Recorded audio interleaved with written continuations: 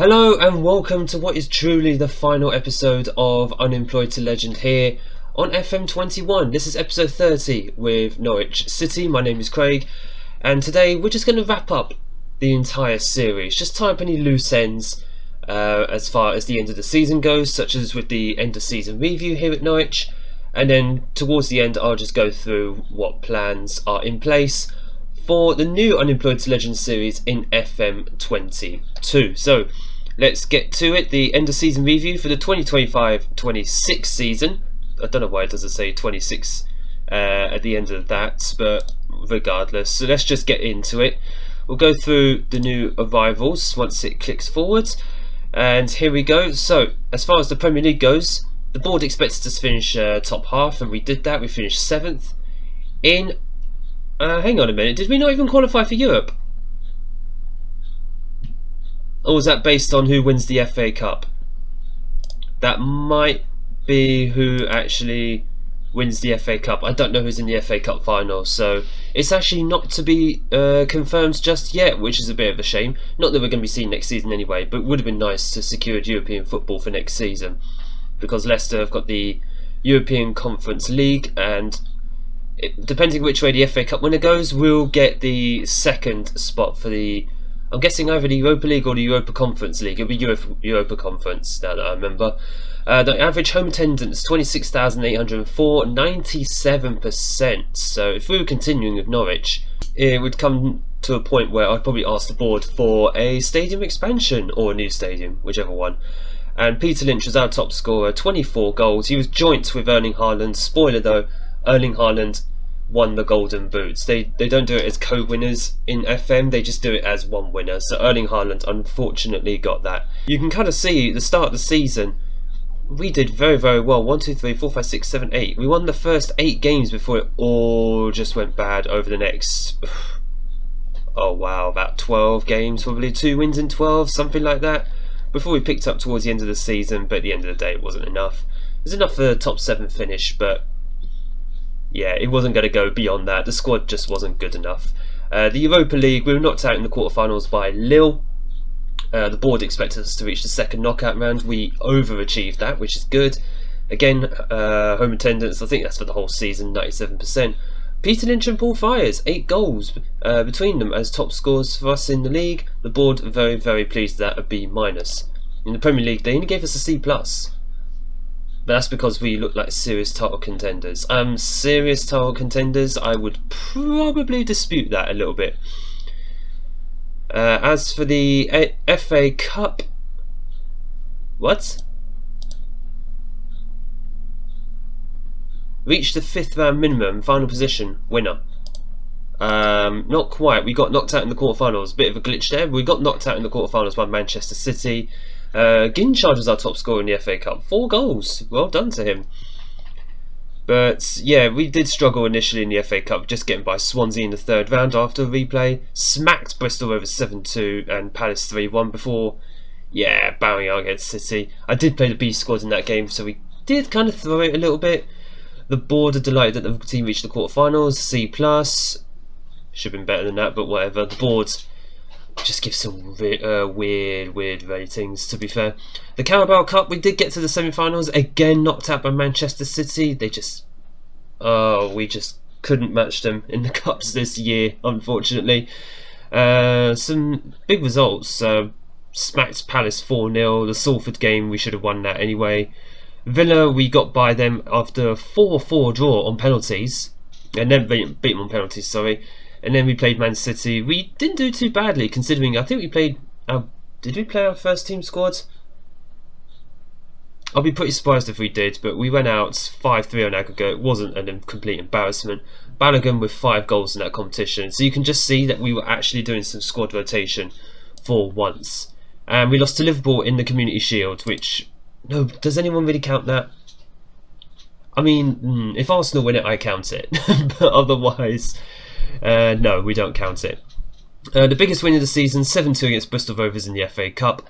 Match to remember, 3-1 against Villarreal. That was our first group game. No, it wasn't. It was in November. But I think that was the game that secured us top of the group. So 3-1 away at Villarreal is nothing to sniff at, absolutely.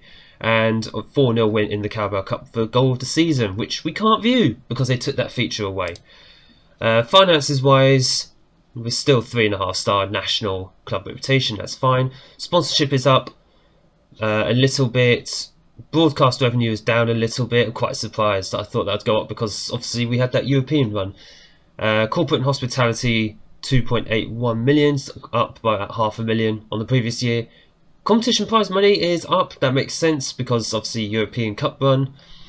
And the matchday commercial was up a little bit. Peter Lynch, of course, our most popular player, 4 shirts sold. No surprise there.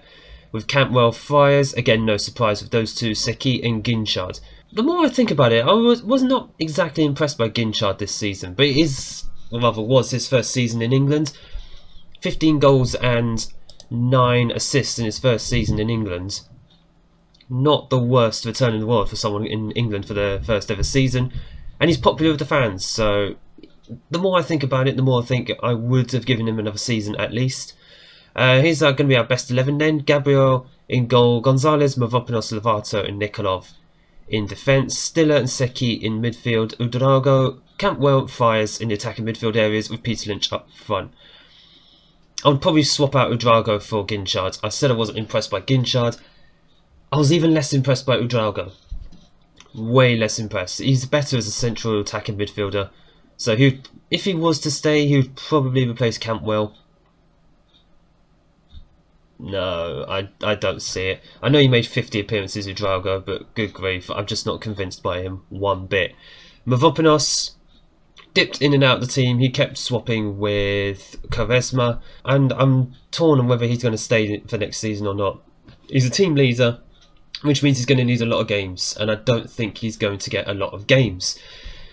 Stiller continues to be underrated. Seki, yeah, he's had a good season, 7.19. I think he's like 20 years old? Yeah, he's 20. He's 20 years old, so he's got time to improve. He's still a wonder kid, so more than happy with that. Of course, Peter Lynch, 34 goals this season, top scorer across all competitions for us. Paul Fire's not far behind, 25 goals from 43 appearances. Easily the biggest surprise of the save. It's the physicals that do it for him, let's be honest. But he is up to 3-star current ability. He is currently at Premier League level.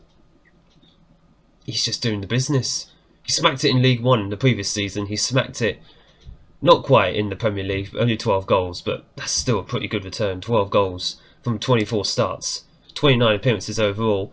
As far as goalkeeper goes, Gabriel, he's solid. He's solid enough. Him and De Rosa, I think we'll swap next season. Verbouche's probably on his way out. Nikolov, yeah, right back, that's fine. Carrasco came in too late to really change Nikolov being the best right back. But otherwise, I probably agree with that best 11. And the accolades, I have one Manager of the Month for August. That was the start of the season. Form that we had. But otherwise, yeah, pretty solid season. Record breakers. Most goals by a player, most overall goals by a player in the season. Peter Lynch, 34. I don't think that's getting broken. Except maybe by Lynch himself. I don't think Paul Fiers will probably break that.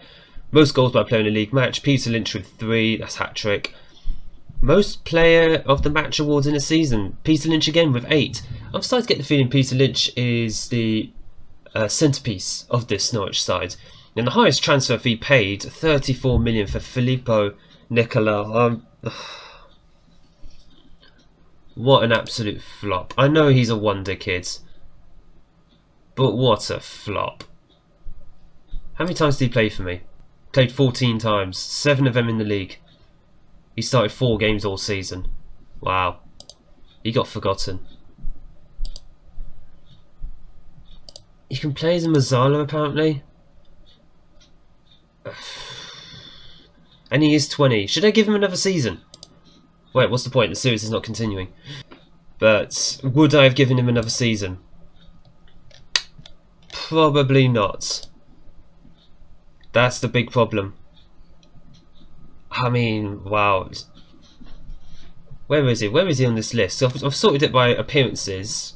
Let's have a look. Where is he? He's down near the bottom. 4 starts, 10 substitute appearances, and he's given me 1 assist. A 6.68 average rating. He's still showing his 5-star potential though. Wow.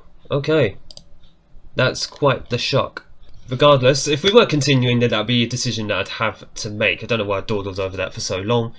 But regardless, that is the end of the series. Gone through the season review. Just going to leave it there. It's not updated the league history for this season. Obviously, that was last season. We finished 8th. This season, we finished 7th. Just one last look at the league table. There you go, 7th place. We left Norwich in a good place. They'd just been relegated to the Championship when I took over. Took them up first season, and in 2 seasons, which we finished in the top half and effectively in Europe. I'm going to count that 7th place as Europe because I don't know who's actually in the final. Fulham. Oh heavens, Fulham. Right, so if Fulham win the FA Cup, then they would go into Europe. We live in a mad, mad world, folks. We live in a mad world where Fulham are in the FA Cup. But that is where we are going to finish up the series. This series will return fresh for FM22. So what's going to happen in FM22? The whole point for this series is to start at the bottom of the football pyramid, and that's exactly what we're going to do in FM22. I'm going to be loading up the top 5 countries across Europe, so England, France, Germany, Italy and Spain, and we will apply for jobs, as we'll start unemployed, and apply for jobs in the bottom tier of those countries. So for England, of course, that's the National League North and South. For France, I think that's not even Ligue 2, I think it's like the National Liga over there. Italy, Serie C.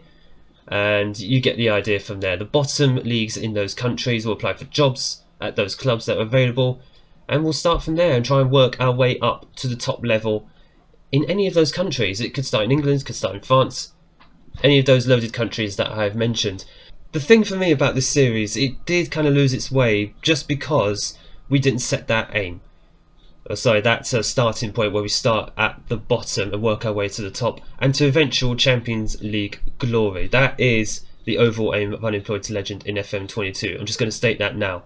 Whether we get it or not, who knows? That's the fun part of the journey, actually. But because we started at Wigan in League 1 in this version of Unemployed to Legend, it wasn't quite as authentic. It was still fun, but it wasn't quite as authentic as working your way up from the absolute bottom. So that is what we're going to do in FM22, and that is something I'm really looking forward to. So that will be after the full release of the game. I'm not going to start that in the beta. There'll be another save for the beta, and that will be something I'll go into in another video, probably in about a week's time or so, or at some point next week that video will be.